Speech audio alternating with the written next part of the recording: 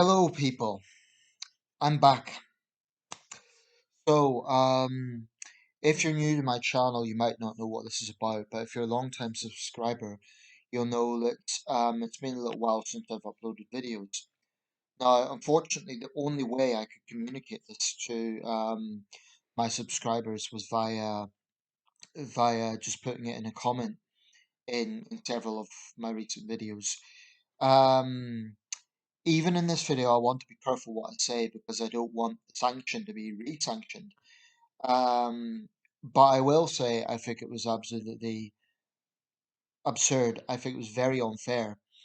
And if someone from YouTube is watching this, if you're going to sanction me simply for criticizing you, that unfortunately sends out the message that you've went down a very different path from supposedly what your mission goals is, which I've always interpreted as providing an online video sharing, video creating platform.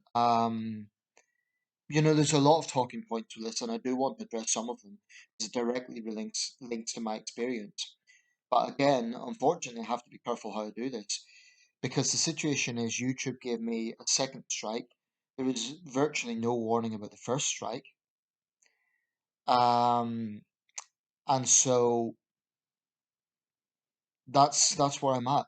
If they deem this to be breaking their rules or whatever, they might interpret that as not only will this video be taken down, the channel is gone. That's it. So if this is uploaded, and hopefully it will be, mark my words, if my channel disappears, that will be the reason why. Because YouTube's just taken a sweeping approach and regarded this as a third strike. But I am not going to just come back to this channel and just act like nothing's happened because this is an issue that has to be addressed. I'm not going to just be silent about the issue because there's a minute chance.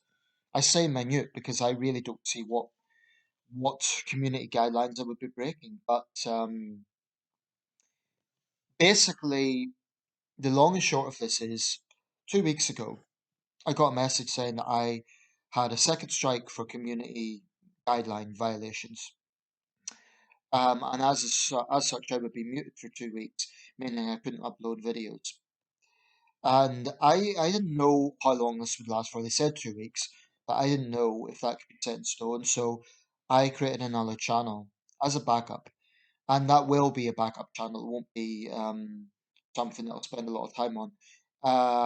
If you happen to come across it, that channel is called NSH 1985. That's my initials, 1985. So if this happens again, I may have to kind of um what's the word, defect to that channel completely. And if you like this channel, I urge you to do that. I know it's a hassle, but unfortunately, that will be the only way to continue watching my videos. If you like my content, if you support this channel, if this happens, and I really hope it doesn't, because that 3,500 videos, about 9 years, 3,500 videos, that is days and days of my time, literally. So if YouTube decides to take this absurd approach again, then that's what will happen. Now, to get to the gist of this, so they give me this community guidelines strike, and I was racking my head trying to think what was it, and they did give an official explanation. They claimed that I had made a video. Now, this video was never uploaded, so you won't know the video I'm referring to. But basically, on YouTube, I hope you're listening carefully to what I'm saying here. I made a video regarding COVID restrictions and conspiracy theorists and people who were promoting anti-vaccination programs. An anti-vax narrative. Now, in their absurd algorithm or their failure to just take on board common sense, YouTube looked at the title of my video and they seemed to think I was doing the exact opposite of what I was doing. So I got this message saying any information that contradicts official medical guidelines violates our community standards. But the irony about this is I was doing the exact opposite. What I was doing in that video was criticizing the conspiracy theories, criticizing those railing against the vaccines. Now, you may agree or disagree with that view, but I got sanctioned for it. So it makes me wonder if that's me being sanctioned, then people who promote those views are going to be totally blocked. I'm not sure that that's right. I think they're wrong. I think they need to be challenged, but I'm not sure totally censoring them is necessarily going to help. It is only going to deepen their conspiracy theories. But I'm not sure that YouTube. I don't think actually a person looked at this. I think it was one of the ridiculous algorithms where they looked at a few keywords and they just took a sweeping approach without actually listening to what I was saying. It was immensely frustrating. Now, another frustrating thing was they say that you can appeal and they say that they will send you an email in response to this appeal. I never got an email. So they're really putting people in a David and Goliath situation. What I mean by that is YouTube's the Goliath, right? They have this power to just silence people if they want, and they're not giving people a chance to even defend themselves. Now, in my opinion, that's an abuse of power. And I'm aware, I'm using this, I'm not paying for it. I'm uploading videos, I've got this platform. I'm grateful for that. I'm grateful for the people who created YouTube, Larry Page and others. Was it Larry Page or was he the Google guy? Can't remember. But anyway, they created this platform, this website for millions and millions of people around the world to enjoy, to use. Um, Now, when you look at some of the stuff that's online, there's stuff out there that really probably should be down. What do? I simply offer my opinions on a wide range of subjects. That's about it. I never ever show graphic content. I might sometimes give a link to news articles, but I never show graphic content in my videos. I do touch on controversial issues, um, but hand on heart, I can never say I ever incite violence or hatred or threats, unless, of course, they call criticizing totalitarian governments hatred. But I never stoke up hatred against, for example, minority groups or anyone for that matter. So I can't see any fair, ethical reason why they should have censored my channel. And their reason for giving the reason they gave was the exact opposite of what I was doing. So it makes me think that there's a basic incompetence in how YouTube assesses these things. And it is immensely frustrating. Some people take the attitude, well, if you don't like it, don't use it, or no one's forcing you to make videos. So people might take that sort of attitude, but what they need to understand is YouTube is probably the biggest platform of its kind. There's others, there's Daily Motion. I kind of made a half-hearted attempt to set up an account on one of those. It wasn't the same. Um, so YouTube is the biggest of its kind, and with that, it's all very well to say, "Oh, we could just use another site." I see this the same way as Facebook. People say, well, let's defect from Facebook. It's being too restrictive, it's being too censorious. But if you have been on Facebook for a long time, if you've got lots of friends and contacts there, um, it's not easy to just leave when you've got all those contacts. It's something that I think people who casually say, "Oh, well, I'm done with Facebook," they probably don't devote much time to it, and they're probably not that bothered in the first place. But when you have devoted so much time to something, it's not so much a question of loyalty, it's a question of then you break down those connections. In the case of YouTube, it would be connections with my subscribers because if I suddenly disappear, people might get the wrong idea and think I'm no longer bothered with the channel and I'm disrespecting my subscribers by not saying anything. But that wouldn't be the case. If I was ever to quit this channel, I would make a video explaining why. I wouldn't just do it out of the blue. That's almost like, if you're in a relationship and you just decide to dump your boyfriend or your girlfriend by text. I wouldn't do that. Um, so I just think the way they've went about this is very, very unfair.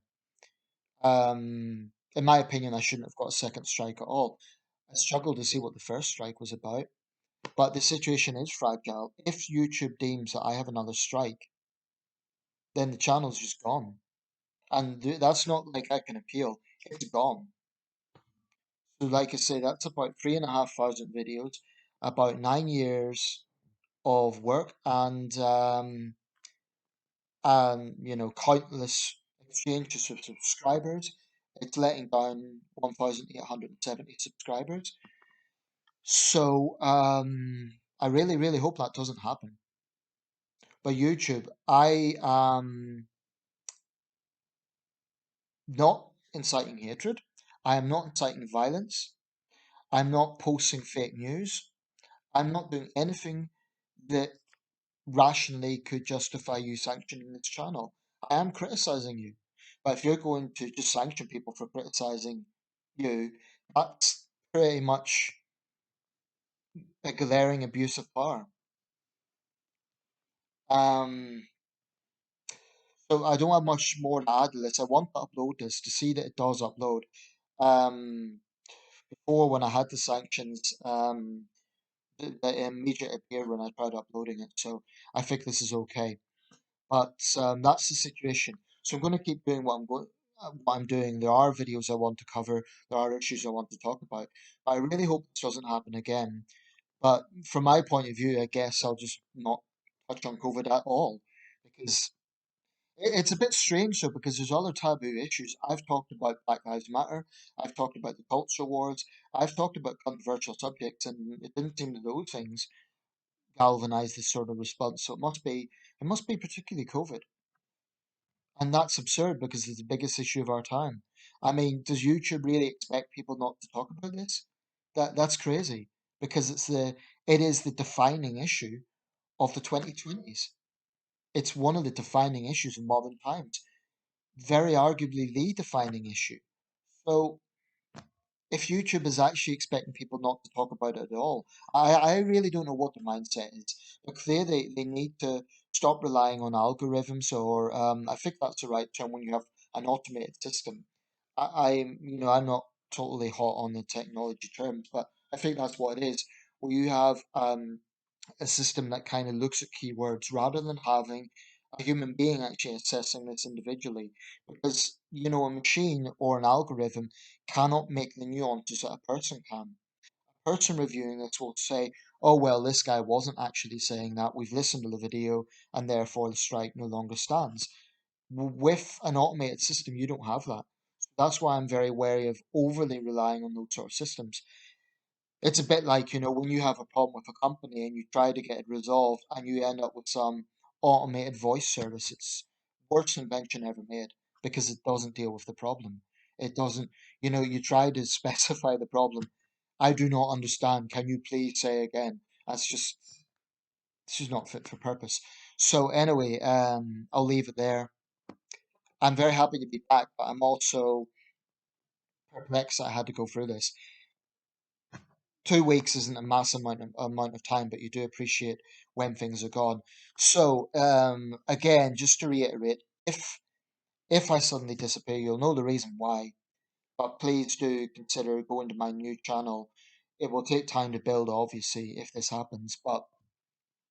And I don't even know if that approach would mean I can't upload any new videos, or the channel just totally disappears. I don't even know, excuse me, how that works.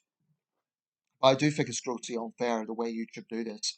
And yet, you have videos online that are arguably promoting terrorism, promoting violence. You have some horrible drill videos, which I've been very critical of, which are literally, guys swaggering around with knives, threatening fellow gang members. Oh, that stays up because it's music. Yet a guy who's stating his opinions is taken down. It's crazy. And it really does make you wonder what. I mean, I suppose there's an issue whereby YouTube has probably a few thousand employees. I don't know what the figures are, but it won't be any more than that.